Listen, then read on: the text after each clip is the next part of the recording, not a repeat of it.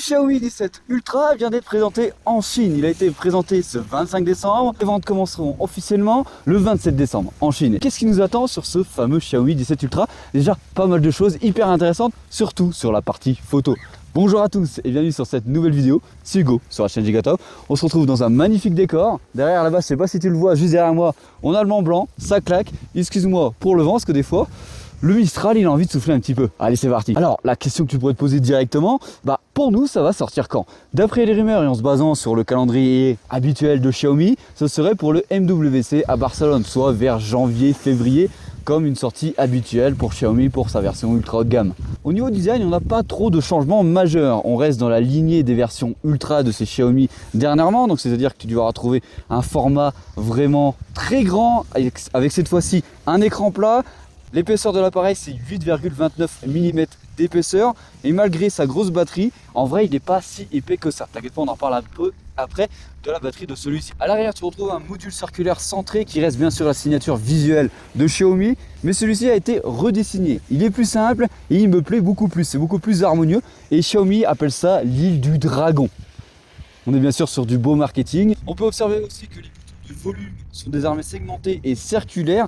Un clin d'œil rétro que j'aime plutôt pas mal aux anciens appareils électroniques qu'on peut avoir. Ça, bon, franchement, je trouve ça sympa. Ça change des longues barres rectangulaires qu'on a sur les côtés. Au niveau des coloris qui nous ont été présentés, les classiques noirs et blancs, on a aussi une couleur violet fumé qui est magnifique, et surtout un Starry Sky Green, un vert ciel étoilé que je trouve juste magnifique. Franchement, la couleur elle est ultra sympa et ça change.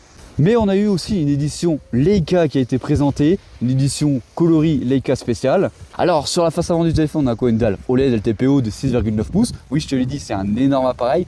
On a aussi une résolution de 2608 par 1200 pixels. Là, je vois que le vent, il est tellement énervé quand je te présente un produit aussi puissant et aussi alléchant pour cette... Ce qui en gros te offre une finesse d'affichage proche du 2K avec un taux de rafraîchissement de 1 à 120 Hz. Oui, tu l'as compris, on est sur une dalle LTPO. Normal, on est sur de l'ultra haut de gamme qui peut atteindre un pic jusqu'à 3500 nits avec l'HDR, l'Olby Vision, etc.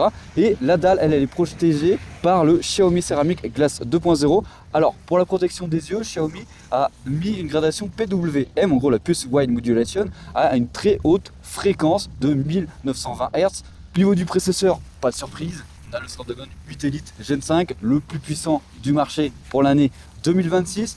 D'après les premiers scores, on dépasse les 3 500 000 sur AnTuTu de score, donc c'est plutôt pas mal. On a aussi adossé à ça 16 Go de RAM en LDDR5, donc ça c'est plutôt cool. Et le téléphone, il intègre une pompe à froid annulaire à double voie. En gros, ce système sépare le refroidissement du processeur de celui du module caméra, parce que oui, après quand je vais venir te parler des modules caméra, tu vas comprendre pourquoi il faut distinguer cela pour pouvoir refroidir ces modules caméra qui sont juste énormes si tu filmes en 4K 8K. Batterie, on nous annonce une batterie de 6800 mAh, bien sûr technologie silicone carbone, à voir bien sûr si nous en Europe on aura la même batterie qui a été annoncée en Chine. On aura une recharge filaire de 90 watts, un sans fil de 50 watts et une charge inversée de 22,5 watts, soit la recharge sans fil de la plupart des téléphones haut de gamme maintenant.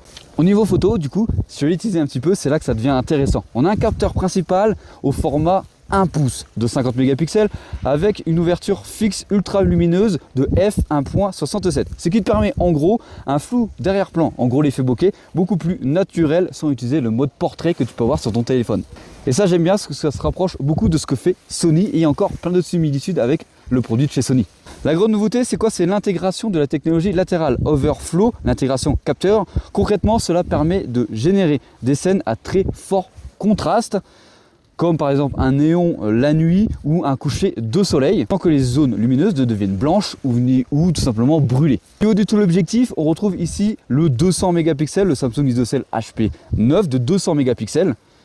C'est un capteur énorme de 1,4 pouces. Et ici, ces lentilles bougent physiquement à l'intérieur du téléphone. En gros, le zoom est optique et net de zoom x3 à zoom 4.3. C'est à peu près le même système qu'on peut avoir chez Sony.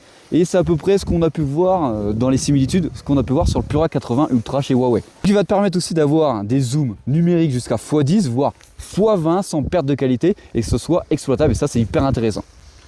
Bien sûr, à côté de ça, tu as un ultra grand angle de 50 mégapixels avec un champ de vision équivalent à un 14 mm. Alors bien sûr, on est chez Xiaomi, ça dure depuis longtemps. On a toujours le partenariat avec Leica, avec bien sûr les 2 profils colorimétriques qui sont célèbres, le Leica authentique, en gros des couleurs réalistes, contraste fort et un vintage assez léger. Et tu as aussi le Leica vibrant qui est plus saturé, qui est idéal pour les réseaux sociaux, pour les photos qui pèpent un petit peu. Alors le prix, tu t'en doutes, le prix que je vais t'annoncer, c'est le prix qui est annoncé actuellement en Chine. Ça va de 1000 € à 1200 € selon les versions. Bien sûr en France, rajoute 20% et des milliards de taxes. Le téléphone sera sans doute autour des 1500 €. Donc voilà, on arrive sur la fin de cette vidéo, j'espère qu'elle t'aura plu. Moi ce téléphone là, il m'intrigue beaucoup, surtout sur la partie photo et surtout la partie vidéo. Parce que l'année dernière, le Xiaomi 15 Ultra, j'avais pas trop kiffé la partie vidéo. Je trouvais ça en deçà du S25 Ultra par exemple. Mais j'espère que cette année, ça va s'améliorer parce que peut-être que ça va devenir mon téléphone perso au niveau photo et vidéo si tout ce qu'ils annoncent semble ultra intéressant. N'hésite pas à me dire en commentaire si tu comptes l'acheter. Allez, c'était Hugo sur la chaîne du Gatob. On se fait un gros bisou sur ce magnifique décor. Allez, salut!